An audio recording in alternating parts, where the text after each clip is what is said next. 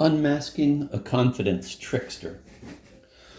At last I arrived about 10 in the evening outside the grand house where I was invited to a party accompanied by a man who was already slightly known to me from earlier occasions and who had attached himself to me again out of the blue, dragging me through the streets for 2 whole hours. "Well now," said I, and clapped my hands to indicate the absolute necessity of parting company.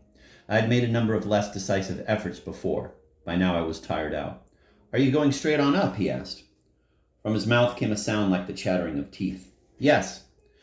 After all, I was invited. I had told him that at the outset, but I had been invited to mount the steps to where I now so dearly wished to be, not to stand down here outside the gate staring past the ears of my opposite number.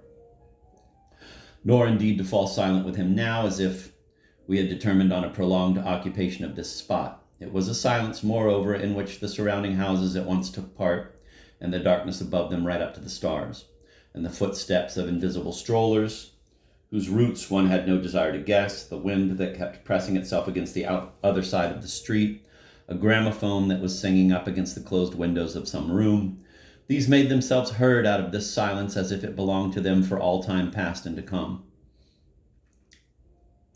And my companion submitted to all this on his own behalf, and after a smile on mine too, he stretched out his right arm along the top of the wall and rested his cheek on it, closing his eyes. But I never saw that smile through to the end, for shame suddenly whirled me around.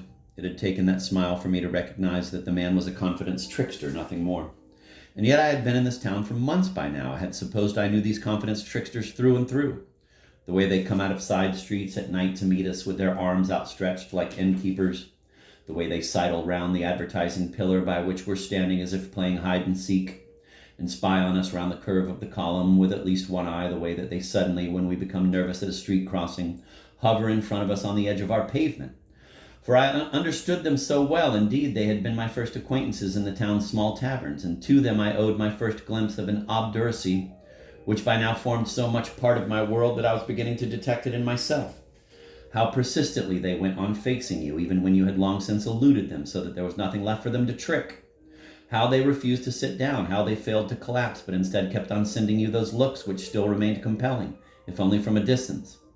And their methods were always the same. They planted themselves in front of us, as broad as could be, tried to head us off from where we wanted to go, offered us in exchange a dwelling in their own breasts, and if our pent-up feelings finally burst out, they received them like an embrace, into which they flung themselves face foremost.